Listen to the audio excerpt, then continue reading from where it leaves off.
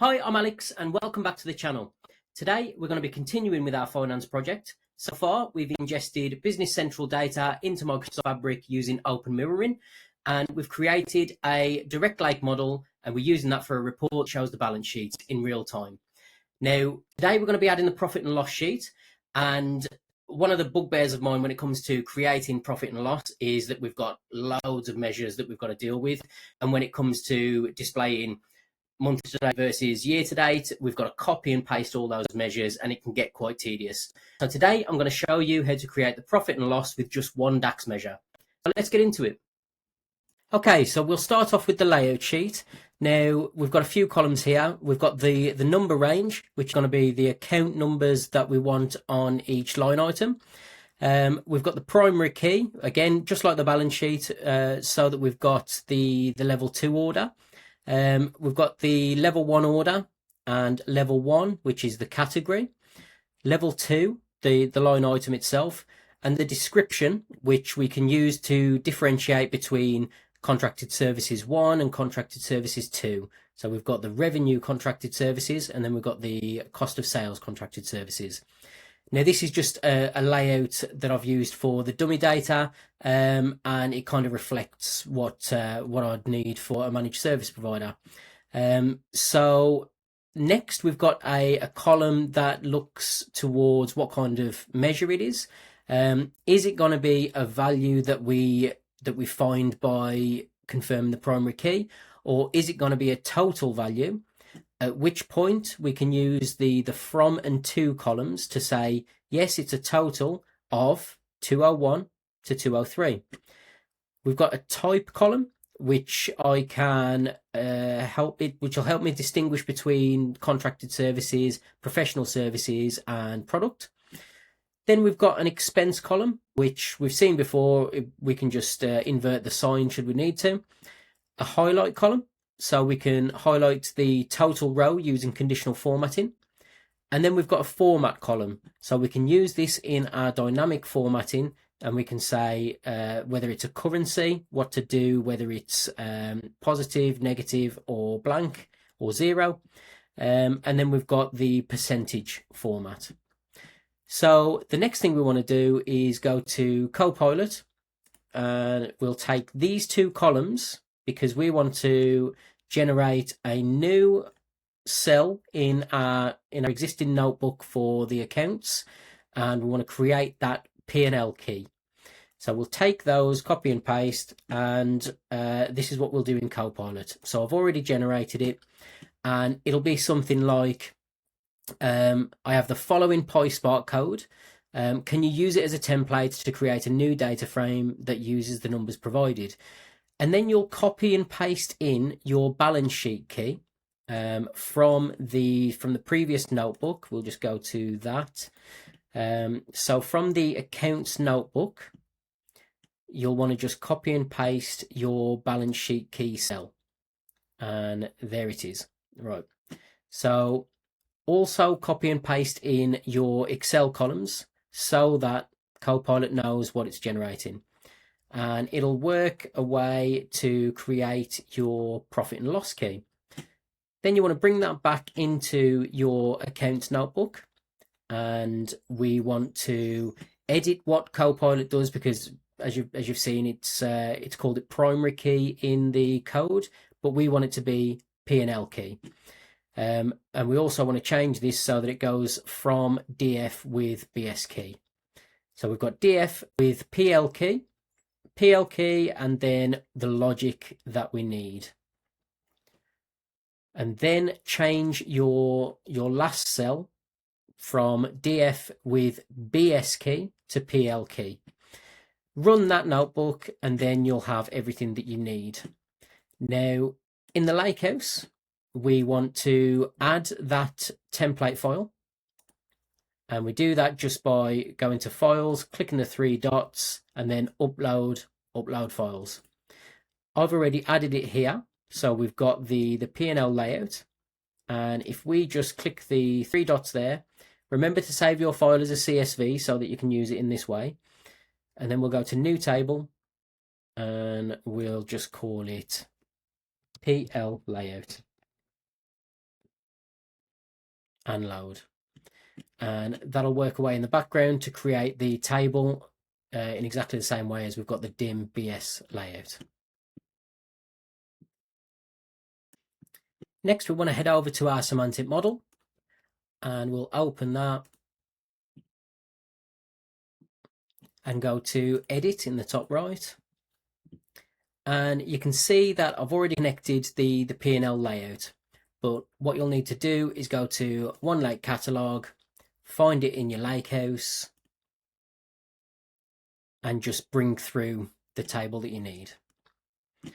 And we've also run the DM account, the dim account. So we've got the P&L key in there, as you can see, so that we can connect the layout. Now, next thing we want to do is create that profit and loss measure. So expand your measures, and then we've got P&L here. So let's talk through what we've got in this measure.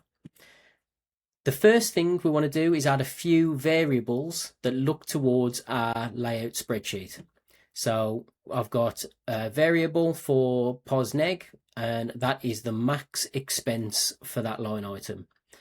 Then I've got the V description, which is the selected value description. Then I've got measure, and I'll do the same throughout the columns that I need. So I've got measure, type, and of course I've got from and to.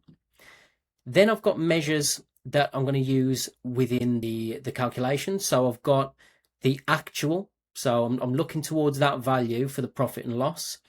Now, if you need to add different measures, so if you're working out retained profit and you need to add a specific measure, you just add it here, and then we can add it in the switch statement later. So let me just try and zoom in here and help you out. So we've got all of our general variables, we've got the measures, and I use date variables so that I can demonstrate to the finance team specifically the month end of what they're looking for. So I've got the last full month and I've got the current month. Now we move on to the clever things that we can do with the layout, and that is the total variables. So when I want to calculate a total row, I calculate the actual, I remove filters from the layout, but I keep the filters of from and to. So we've got the variables above, from and to, and we've got those filters there. So that's going to be dynamic across any total that we've got. I've also added a variable for total cost of sales because it's a different category in my layout, and I want to make sure that I've got just the cost of sales. So I use the same calculation. So I've got the from and to, but I'm also saying only if it's type CS. So when we look at the layout, for the gross margin of contracted services, sorry, I was saying cost of sales, I mean contracted services, I have got type CS here, and I want that to be the total CS. So yes, it's between these numbers, but I only want it to choose that row and then that row. But I want this to be as dynamic as possible. So we have total CS, and in the same way, we've got total PS for professional services, total product, and then we've got very specific revenue CS, revenue PS, and then revenue prod. So I'm just using these kind of dynamic measures within the one measure so that we haven't got a lot of copying and pasting later down the line. So next I have the percentage variables where I'm going contracted services percentage, where I'll divide the total CS by the revenue CS, and the same for the rest. Now we move on to the switch variable, and this is going to be the most important thing, as this will show you what you need in the profit and loss statement. So If the variable is, if the measure is total, then use the variable total row. If it's total CS, use total CS and total PS, etc. If it's a percentage, then use the percentage variables. If not, then just use the actual as it relates to that primary key. And then we've got the result. So we return if the current month is greater than the last full month, then it's blank. Otherwise, use the amount. So we have that measure in place. So all we need now is we need to make sure that the formatting is dynamic. So let's go to the formatting here, click the drop down and select dynamic. And here, all we need to type is max PL layout, and we can select format. Gone past it. We can just select format. And accept that. Now that will show a currency if we've detailed that in the layout, or a percentage.